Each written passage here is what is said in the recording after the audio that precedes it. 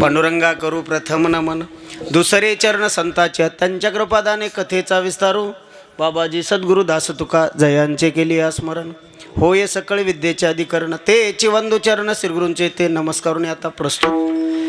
प्राप्त प्रसंगी कीर्तन रूपी सेवे करता निवडलेला अभंग पैठण निवासी शांतीब्रह्म एकनाथ महाराजांचा 4 चरणाचा देवाच्या प्राप्तीचा उपाय सांगणारा अभंग सेवेसाठी निवडलेला आहे. विठ्ठला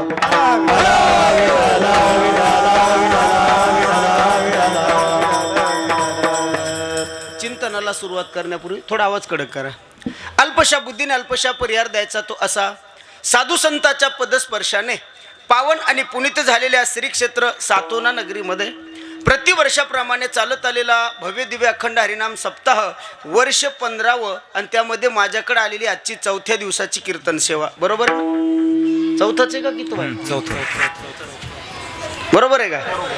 तरी काही असं करेल काही असं करेल मिळच नाही मला. 4थ्या दिवसाची कीर्तन सेवा पांडुरंग परमात्म्याच्या कृपेनं समस्त गावकऱ्यांच्या वतीनं माझ्याकडे आलेली अल्पशी सेवा आहे. हनुमंतराय जसजशी सद्बुद्धी देतील त्या त्या पद्धतीनं मिळालेल्या वेळामध्ये चिंतन मांडण्याचा प्रयत्न करू. विठ्ठल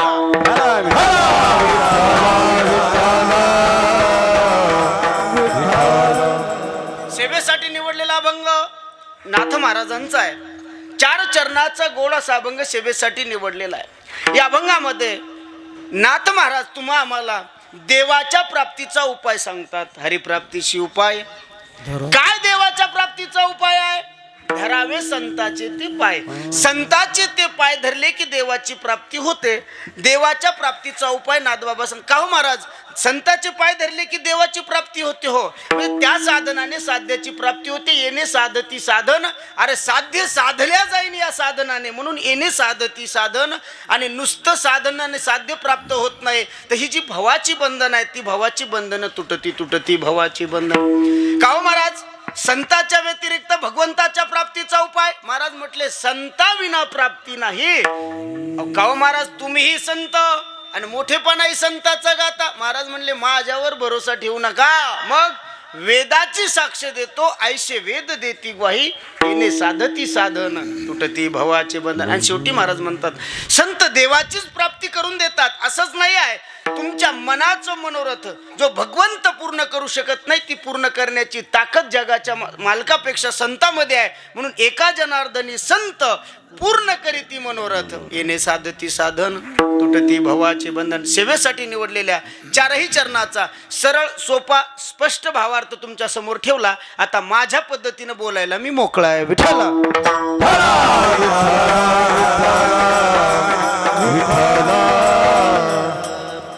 फ्रेश बसा, बैठे बैठे सावधान, असं मोकळं बसायचं.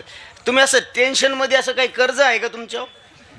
लय तानात यायचंच नाही. बघा इकडे लक्ष द्या. तुम्हाला माझ्या चेहऱ्यावर काही टेन्शन दिसायला का नाही? मै गाडी आजच फायनान्सवाल्या नेली, मी दुसऱ्याची आणली.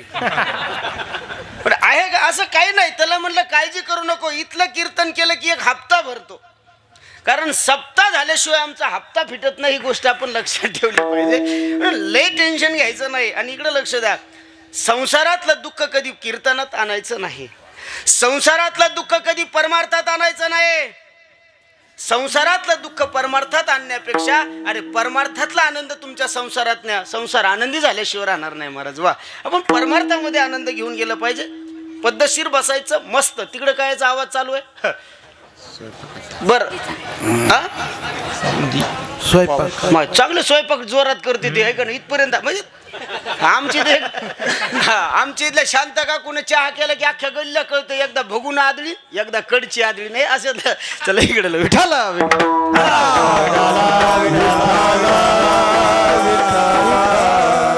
आताच सांगतो, तुम्ही मला लय डोळे वाटून पाहू नका. मी योगेश महाराज आलं तसं पाहिलोय. मला बारकुसा महाराज आहे म्हणून का? आपल्या तब्येतीवर जाऊ नका. त्यातली तर तुम्ही वरून ते फोडलं तर मी दचकलो. आता दोरी घालावं लागेल मला. असं करू नका. सावध करा ना, आहे का नाही? माझ्या जाऊ दे आता, विषय तो वेगळा आहे. अभंग फार गोड आहे. सप्ताह फार वातावरण पवित्र आहे. हनुमंतरायाच्या दरबारामध्ये आपण चिंतन मांडतोय. मग शंका मनामध्ये येते की अभंगामध्ये नाथ बाबा आपल्याला देवाच्या प्राप्तीचा उपाय सांगतात. का हो महाराज? काय सांगून सांगताय तर भगवंताच्या प्राप्तीचा उपाय. अहो तुम्ही आम्हाला आमच्या पोराचं लग्न कसं होईल याचा उपाय सांगावा. शेजाऱ्याचं 1 एकर भर रान आम्हाला कसं घेता येईल याचा उपाय सांगावा. येणाऱ्या निवडणुकीमध्ये मीच कसा विजय होईल याचा उपाय सांगावा. माझा दुश्मन कसा चित होईल याचा उपाय सांगावा. अहो माझी प्रगती कशानं होईल याचा उपाय सांगावा. सांगून सांगून काय सांगताय? देवाच्या प्राप्तीचा उपाय, त्याची आम्हाला गरज आहे का? तर महाराज असं म्हणतात, माणसाच्या जन्माला आलं ना तर धन्यता आपली कशात आहे? मानवता जन्म मिळाला ना, कशात धन्यता आहे? कोण म्हणलं लग्न होण्यात? अहो कशात धन्यता आहे? अहो आपल्या जन्माचं सार्थक कशात आहे? विठ्ठलाची एक देखलिया, हो विठ्ठलाची एक देखलिया, विठ्ठलाची एक देखलिया, विठ्ठलाची एक देखलिया. तुका म्हणे जन्माला ते सार्थक, विठ्ठलाची एक देखलिया, विठ्ठलाची एक देखलिया, विठ्ठलाची एक देखलिया.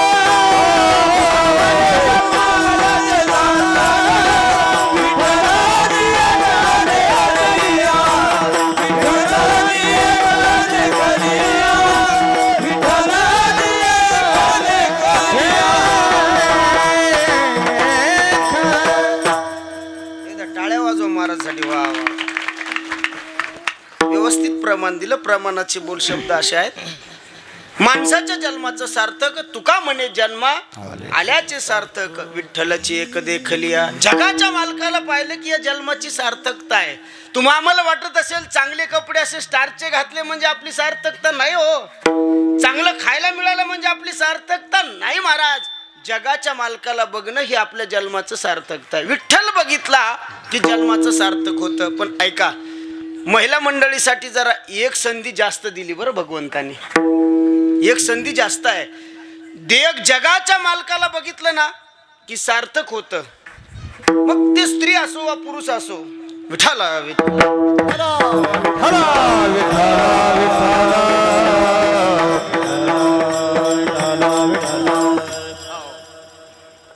स्त्री अथवा पुरुष दोघांनी सुद्धा जगाच्या मालकाला बघितलं की धन्यता होते. पण आमच्या माऊल्यांना अजून एकदा सार्थक जन्माचं करता येतं.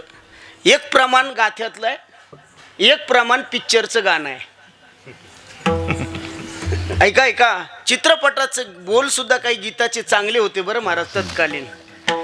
ये तो सच है कि भगवान है मगर फिर भी अनजान है, धरती पे रूप माँ बाप का उस विधाता की पहचान है. किती चांगलं बोल आहेत महाराज. जाणीव करून देणारे आहेत की या धरतीमध्ये मायबाप तुमचं दैवत आहे.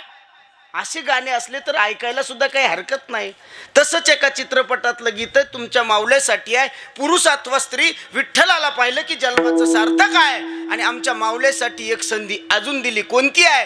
ते माहेरच्या साडीत चित्रपटातलं गीत आहे. त्या चित्रपटातल्या गीताचे बोल असे आहेत, स्त्री जन्माचे सार्थक झाले, सुवासिनीचे मरण लाभले. सुवासिनीचं मरण लाभलं ना आमच्या माता माऊल्यांना की जन्माचं सार्थक आहे. आणि दुसरं म्हणजे जगाच्या मालकाला आपण बघितलं की आपल्या जन्माचं सार्थक आहे. मग माणसाच्या जन्माला आलो आणि जगाच्या मालकाला बघितलं की आपली धन्यता आहे. ही गोष्ट नाथबाबांच्या लक्षात आली. कारण जीव धन्यता कशात सुद्धा मानायला लागला. आपण कशात सुद्धा धन्यता मानतो, पण ज्याच्यात आपण धन्यता मानतो ती दुःखाला कारणीभूत आहे. आपण कशात धन्यता मानतो? एक जण म्हणला, महाराज पोराचं लग्न होऊ द्या, सुनबाई मिळाली की आम्ही खुश, आम्ही सुखी. झालं पोराचं लग्न, पण सुनबाई निघाली खिलार.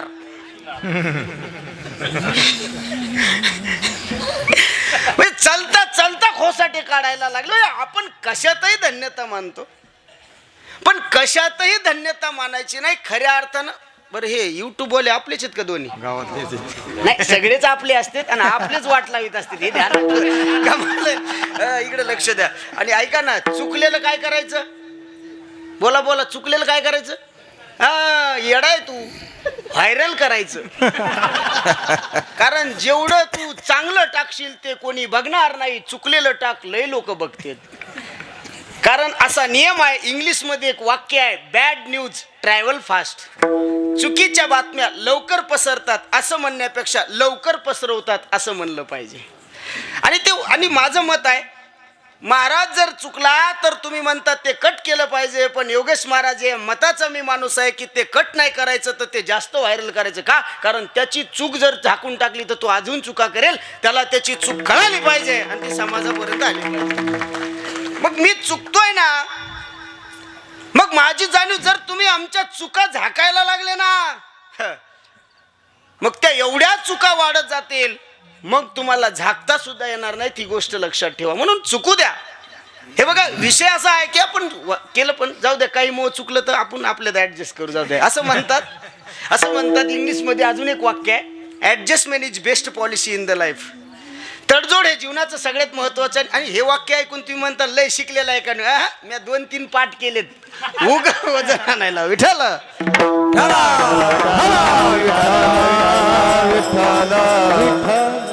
आपल्याला जास्त काही जमत नाही, पण आपण कोणाचं सुद्धा वळवळ बंद करायची ताकद ठेवतो बरं का बंडू महाराज. तेवढं आपल्याला म्हणजे एखादं शहाणपणा करायला लागलं. मी कन्नडी भाषेतले 2-3 वाक्य पाठ केलेत.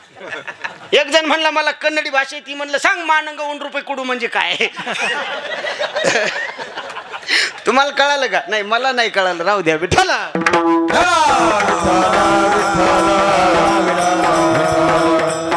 मग आपण कशातही धन्यता मानतो. नाथ महाराज म्हणतात, अरे संसारिक विषयामध्ये रममान होण्यापेक्षा आणि संसारातल्या इच्छा अपेक्षा पूर्ण करून तुम्ही स्वतःला धन्यता मानत असाल तर तुम्ही धन्य होणार नाही. आपण धन्य केव्हा होऊ? अरे आपण त्या जगाच्या मालकाचे दास होऊ ना.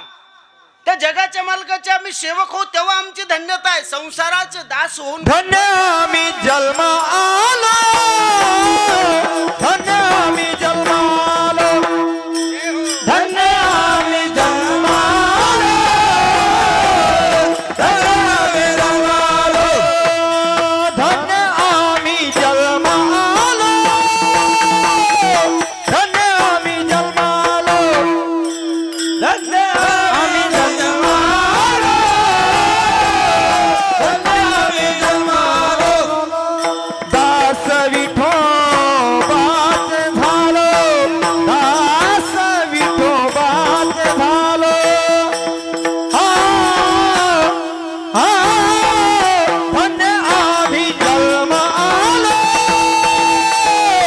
धन्य आम्ही जन्म आलो.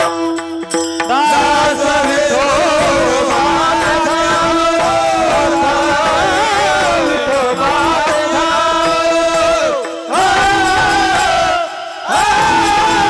धन्य आम्ही जन्म आलो, धन्य आम्ही जन्म आलो.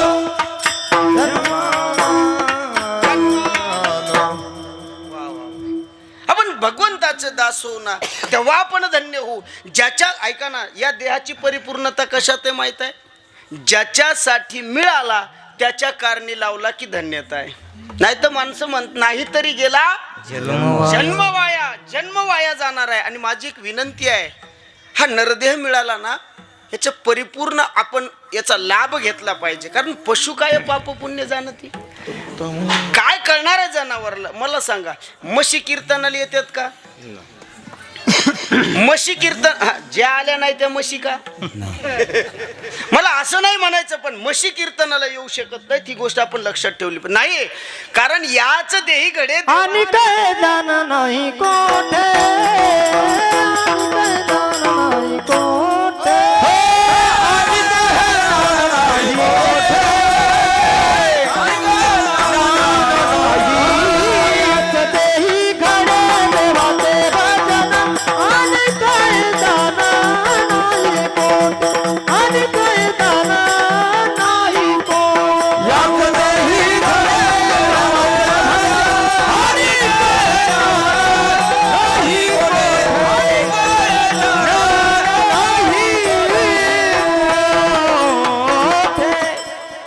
हे ज्ञान पुन्हा कुठे नाही महाराज. आपण स्वतःला ओळखून घेतलं पाहिजे. काय झालंय, आपली ओळख लोक निर्माण करतात, आपण करत नाहीत.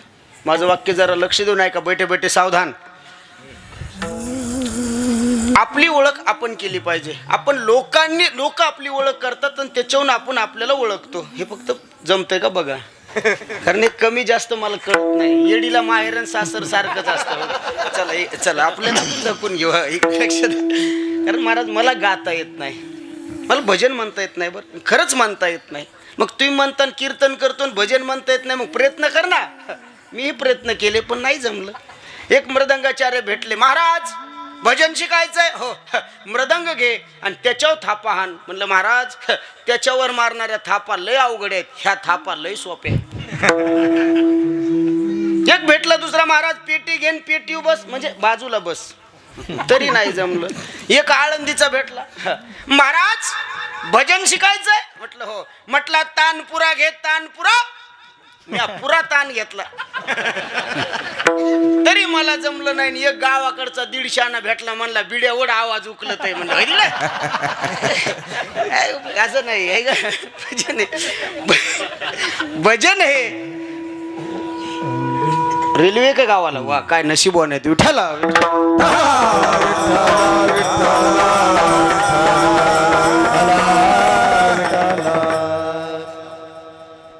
भजन हे प्रयत्नाने येत नसतं, ते प्रारब्धात असावं लागतं. माझ्याकडे लक्ष द्या.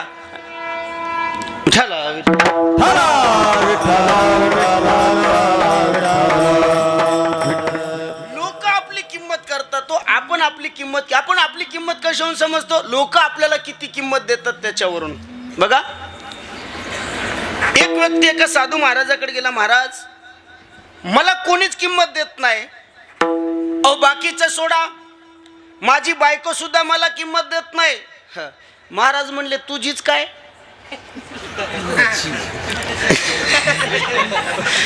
तुमचं सेन्स खूप चला एवढं 5G असलं पाहिजे. चला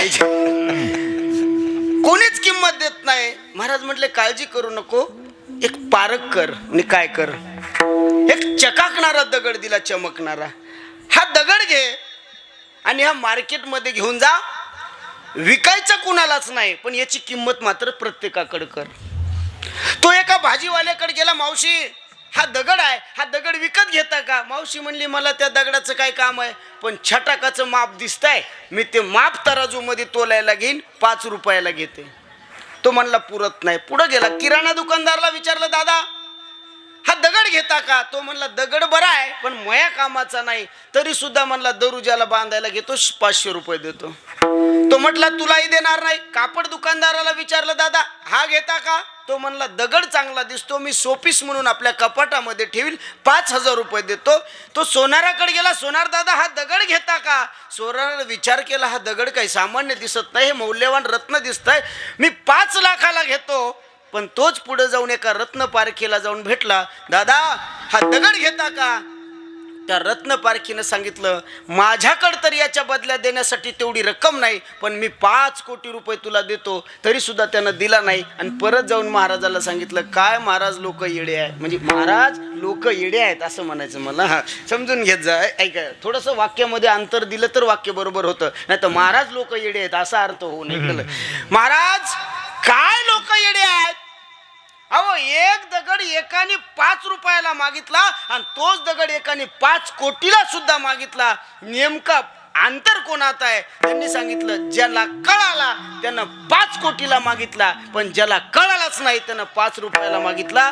तसं आपल्याला जर कोणी किंमत देत नसेल तर आपण असं समजायचं की याला आपण अजून कळालोच नाही. आपण हिरा आहेत हिरा, फक्त रत्न पारख्याकडे जायचं आणि चांगली सासरवाडी बघायची नाही, असं नाही. चांगल्या व्यक्तीला आपली पारख झाली की आपली किंमत, म्हणजे आपली किंमत जगानं करावी अशी आपली अपेक्षा असते, पण जगानं आपली किंमत करण्यापेक्षा आपण आपली किंमत केली पाहिजे. माझं एक वाक्य लक्षात ठेवा, लोक मोठी आहेत पण मी लहान नाही, हा भाव मनामध्ये ठेवायचा. आणि आपलं जीवन आनंदामध्ये जगत असताना जन्माची परिपूर्णता कशात आहे, नरदेहाची परिपूर्णता कशात आहे, तर जगाच्या मालकाची प्राप्तीची आहे. म्हणून नाथबाबा सांगतात, लोक अनेक प्रकारचे सायास करतात, अनेक प्रकारचे उपाय आहेत, याचसाठी जप याचसाठी तप, कशासाठी चालू आहे, अनेक मार्ग चालू आहेत, पण अनेक मार्गाने भगवंताची प्राप्ती करणं एवढं सोपं नाही. म्हणून ती प्राप्ती करण्याचा उपाय नाथबाबा अभंगाच्या पहिले, हरे प्राप्तीची उपाय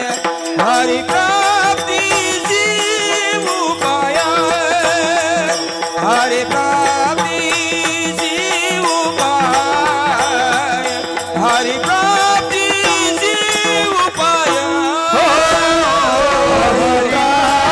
प्राप्तीची उपाय हरी प्राप्तीची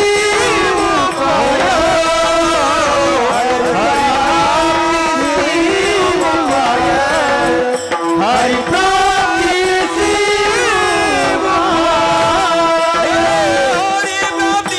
उपाय धरावे संताचे ते पाय धरावे संताचे ते पाय तिने साधती साधने तिने साधती साधने तिने साधती साधने तिने साधती साधने हरी प्राप्तीची उपाय धरावे संताचे ते पाय धरावे संताचे ते पाय तेने साधती साधने तेने साधती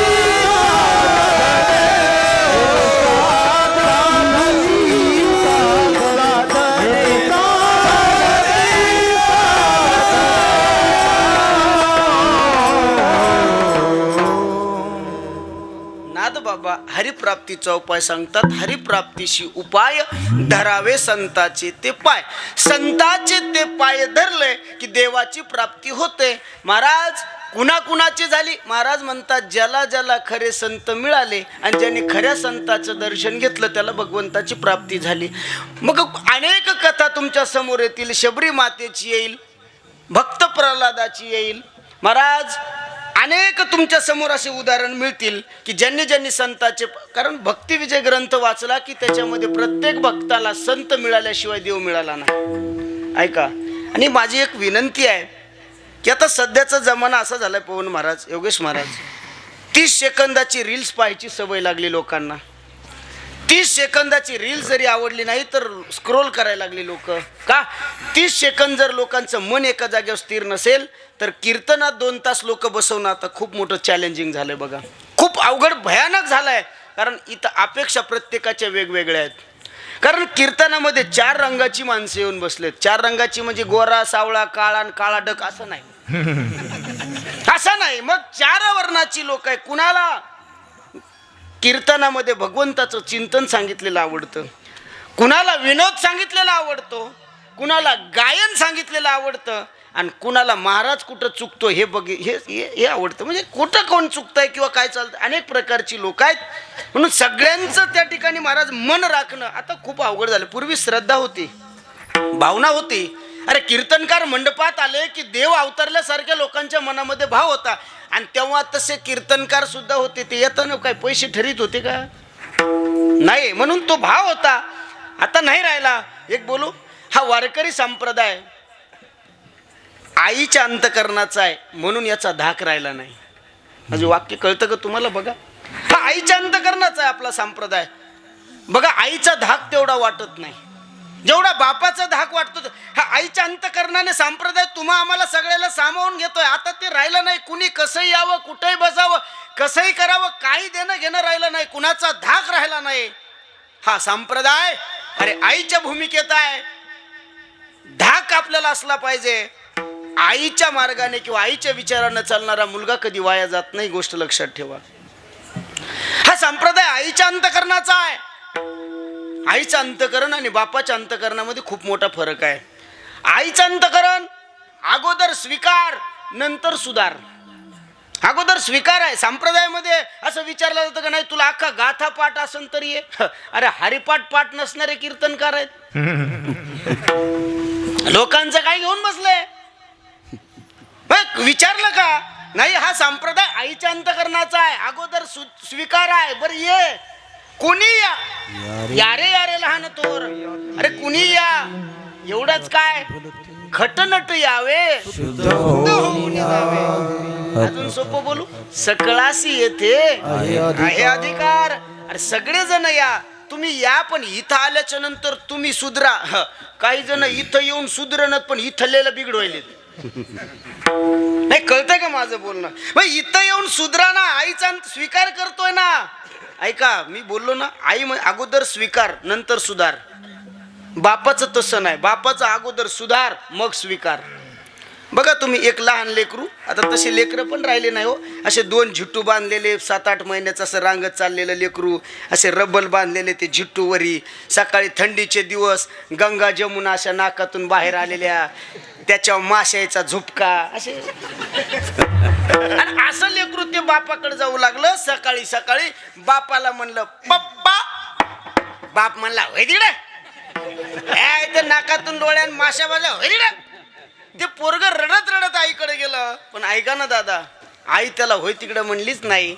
आईनं त्या बाळाला कडेवर घेतलं, पदराने त्याचं नाक साफ केलं, त्या लेकराला पावडर लावलं, कपाळाला गंध लावला, गालावर गंधाचा टिपका दिला, दाढीवर गंधाचा टिपका दिला, काजळ घातलं डोळ्यामध्ये, असं गुटगुटीत दिसायला लागलं. आणि बापाजवळ पोरग गेलं. बाप म्हणला काय चांगलं दिसायले आलेले. पोरग म्हणलं होय तिकडे. अरे जेव्हा मी बरबटलेला होतो, का संतांचे पाय धरायचे माहित आहे? त्याच्या मागची भूमिका सुद्धा इथं आहे. संत म्हणजे आई आहे आणि देव म्हणजे बाप आहे. देव डायरेक्ट आपला स्वीकार करत नाही, आपल्यातले दोष बघतो. जसं बापाने दोष बघितले बाजूला सरक म्हटला. ऐका ना, पण आईनं काय केलं? आईचं अंतकरण काय आहे? आईनं अगोदर पोराचं नाक साफ केलं नाही बरं, अगोदर त्याला आपल्या जवळ घेतलं आणि मग त्याच्यातले विकार बाजूला केले, त्याला स्वच्छ केलं. आणि मग तो एकदा विकार रहित झाला की बापाला त्याचा स्वीकार करावाच लागतो. पोरग जरी जाय तिकडं म्हटलं तरी सुद्धा बापाला स्वीकार करावा लागणार आहे. ही भूमिका संप्रदायाची आईच्या अंतकरणाची आहे. अरे आईच्या अंतकरणाने जर हा संप्रदाय तुम्हाला आम्हाला जर एवढी मोकळीक देत असेल तर तो धाक मात्र जगानं देण्यापेक्षा आपला आपण ठेवला पाहिजे. ही गोष्ट लक्षात ठेवा. विठाला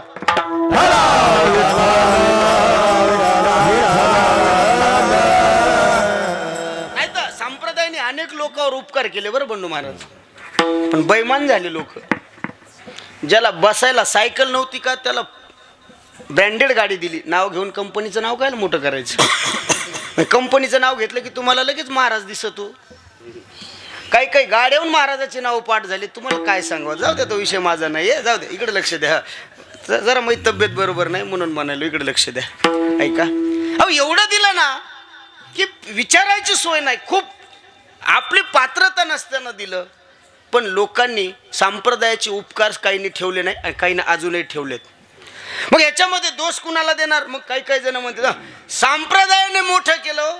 हे बघा, लायकी सोडणाऱ्या लोकांना त्यांचा फायदा नुकसान त्यांचा आहे, संप्रदायाला काही फरक पडत नाही. पटलं तर घ्या, नाही तर जाताना पाकिट द्या. इकडे लक्ष द्या. हा चला विषय सोडा. विनोदाने बोललो. आपल्याला सुद्धा कधी कधी वाईट वाटतं की ह्या लोकांना एवढं मोठं दिलं आणि हे लोकांनी त्याचे उपकार ठेवले नाही. वाईट वाटून घ्यायचं नाही बरं. एकदा बैठे बैठे सावधान.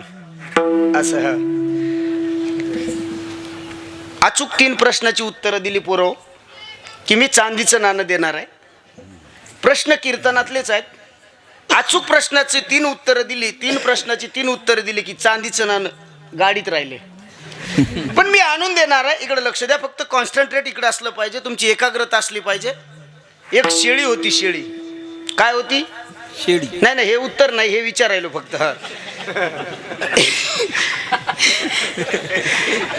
एक शेळी होती. शेळी चरता चरता चरता चरता चरता चरता जंगलात गेली आणि शेळी वाघाच्या घरात शिरली. घेणं न देणं. पण वाघाची पिल्लं तिथं 3 दिवसापासून उपाशी होते, निपचित पडलेली होती. शेळी आईचं अंतकरण शेळीचं. शेळीनं वाघाच्या पिल्लाला दूध पाजलो आणि दूध पाजल्याबरोबर मरायला टेकलेली वाघाचे पिल्ले असे तरतरीत झाले आणि गुरकायला लागले. शेळी निघून गेली. दुसऱ्या दिवशी शेळी परत आली. शेळीनं परत त्या वाघाच्या पिल्लाला दूध पाजलं आणि शेळी परत निघाली आणि वाघाच्या पिल्लाला म्हणली काळजी करू नका, मी पुन्हा येईन, मी पुन्हा येईन, मी पुन्हा येईन. शेळी 3ऱ्या दिवशी परत आली. शेळीनं वाघाच्या पिल्लाला दूध पाजलं. शेळी परत जाणार तेवढ्यात वाघ समोर आला आणि वाघाने असा जबडा वासवला. आता शेळीला खाणार पिल्लं समोर आली. सांगितलं काय करताय बाबा? शेळीला खाताय? हो. का? अरे ते आपलं खाद्य आहे. बाबा शेळीला खाऊ नका. का खाऊ नका? अहो शेळीचे आपल्यावर उपकार आहेत. त्यांनी आम्हाला जगवलं बाबा, आम्ही जिवंत त्या शेळीमुळे आहेत, नाही तर आम्ही त्याच दिवशी मेलो असतो. आपल्यावर शेळीचे उपकार आहेत. वाघ म्हणला काळजी करू नको शेळीताई, अरे तो आमच्यावर उपकार केलेस, आता तुला मी खाणार नाही. अरे मीच काय, या जंगलात तुला कोणीच खाणार नाही. आता शेळी राहिली नाही. आता शेळी नुसती शेळी राहिली नाही. आता शेळी काय झाली? शेळी वाघ कशी होईल? शेळी वाघ कशी होईल? मला काही गणितच कळलं. शेळी वाघ कुठं होत असती का हो? शेळी नुसती शेळी राहिली नाही, मग आता शेळी बिनधास्त झाली असं म्हणायचं. असं आहे ते. शेळी आता बिनधास्त झाली. शेळी बघ त्या ठिकाणी चरायला लागली. पण ऐका ना, लायकी नसणाऱ्या लोकांना जवळ ठुलं ना की ते अवकातीवरच येतात बघा. लायकी नसणाऱ्या लोकांना मोठं केलं की ते त्यांची अवकात दाखवत असतात. म्हणून पायीची वाहन पायी बरे. कळतंय का माझं बोलणं? नको त्या लोकांना मोठेपणा दिला की ऐन वेळेला दगा द्यायला सुद्धा मागं पुढे बघत नाहीत. शेळीला आता मोकळी होती ना शेळी, भीती आहे का कुणाची? पण शेळी वाघाकडे गेली आणि वाघाला म्हणली काय रे, मला म्हणलं तुला कोणी खाणार नाही, पण मी काय खाऊ? वाघ म्हणला झाडपाला खाय ना, एरी काय खात होती? म्हणली मी असे रट्टपानं खात नसते, मला कवळे कवळे लागते. वाघ म्हणला मग मी काय करू? काय करू म्हणजे उंच पानं आहेत, माझं तोंड पुरत नाही. वाघ म्हणला मग काळजी करू नको, माझ्या पाठीव उभा राह. आता वाघाच्या पाठीव शेळी उभा राहिली, कवळे कवळे पानं खाऊ लागली. कोण? हा शेळी. हा हे उत्तर नाही, पण एरी विचारायलो. शेळी कवळे पानं खाऊ लागली. तेवढ्यात गरुडानं ती शेळी पानं खाताना बघितली. गरुड म्हणला ये क्या बात आहे, अरे जो वाघ शेळीला खातो तो वाघ शेळीला खाऊ घालतो. नेमकी जिल्हा परिषदची निवडणूक आली काय? नेमकं मॅटर काय, भानगड काय आहे? म्हणजे नेमकं लक्षात येतंय का? म्हणजे परस्पर विरोधी एकत्र नांदतात हे काय वेळ? म्हणून गरुड शेळीजवळ गेला आणि शेळीला म्हणला शेळीताई, अरे ज्या वाघानं तुला खावं तो वाघ तुला खाऊ घालतोय, त्याला कारण काय आहे? शेळी म्हणली उग नव माय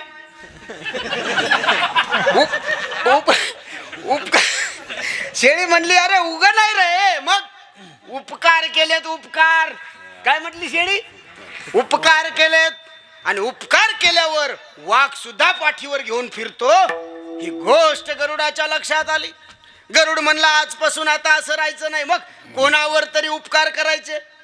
निघाला गरुड, पण कोणा उपकार कराव विचार करत करत चालला. समोर एक डोपकाड साचलेलं होतं, पाण्याचं खड्ड. तिथं 2-4 उंदराचे पिल्ले त्या चिखलात पडलेले होते. गरुड म्हणला उपकार करण्याची यापेक्षा मोठी संधी नाही. ती पिल्लं उचलली, शॅम्पू लावून आंघोळ घातली, बाहेर काढली. ती पिल्लं थुडथुड करू लागली. गरुडाने आपल्या पंखामध्ये त्या पिल्लांना ऊब दिली. 1 तासभर गरुडाच्या पंखाखाली ती पिल्लं राहिली. 1 तासानं आता गरुड म्हणला आपले उपकार संपले. गरुड तिथून उडून जाऊ लागला. गरुडाला उडताच येईना. कशामुळं? अहो ज्या पिल्लाला ऊब दिली ना त्या पिल्लानं त्याचे काय केले? पंख कापले. अरे ज्या पिलाला आधार दिला, अरे ज्याला गरज होती त्याच्या गरजेच्या टायमाला मी रात्र दिवस पाहिला नाही, मी पळत गेलो आणि मी त्यांना आधार दिला आणि त्यानंच माझं तिकीट काढलं. पंख कापले. हे चुकून आलं का मला? ते त्यानंच माझे पंख कापले. असा गरुडाला राग आला. कोणाचा? पिल्याचा नाही रे, उंदराच्या. शेळीचा राग आला. उंदराचा कसा राग येईल? उंदराचा काय दोष आहे? शेळीचा राग आला. गरुड शेळीकडे गेला, म्हणला शेळीताई लय शहाणपणाच्या गोष्टी करत होती, उपकार कराव उपकार कराव उपकार कराव. अरे ज्याला सायकल नव्हती ते मोठ्या गाडीत फिरवला ना, उपकार कराव. त्याची लायकी बघितली का आज काय आहे? राग येतो ना कधी कधी. तसं ते गरुड शेळीला म्हणला शेळीताई बघितलं का, तू म्हटली उपकार कराव. अरे मरत होतं चिखला तो, 1 टायमाचं खाला नाही, मरत होतं. मी उचललं त्याला, चांगल्या आंघोळ घातली, त्यांना ऊब दिली. त्यांनी काय केलं माहित आहे? माझेच पंख कापले. त्यावेळेस शेळीनं दिलेलं उत्तर आहे का? शेळी म्हणते गरुड दादा वाईट वाटून घेऊ नको, उपकार हे नेहमी वाघासारख्यावर करायचे असतात, उंदरासारख्यावर नाही. ही गोष्ट लक्षात ठेवा. विठ्ठला विठ्ठला विठ्ठला विठ्ठला विठ्ठला अनेक लोकांवर उपकार केले. ज्यांनी उपकाराची परतफेड परोपकाराने केले ना ते वाघ आहेत, आणि ज्यांनी अपकाराने केलेली ती उंदरं आहेत. इथून पुढे फक्त उंदरावर करायचे नाही, ही शिकवण आपण लक्षात ठेवली पाहिजे. आणि म्हणून या संप्रदायाने सगळ्यांना मुक्त संचाराने दिलाय. हा संप्रदाय आईच्या अंतकरणाचा आहे, संत रूपी आई आहे, आणि त्या संताचे पाय धरल्याशिवाय देव आपला स्वीकार करत नाही.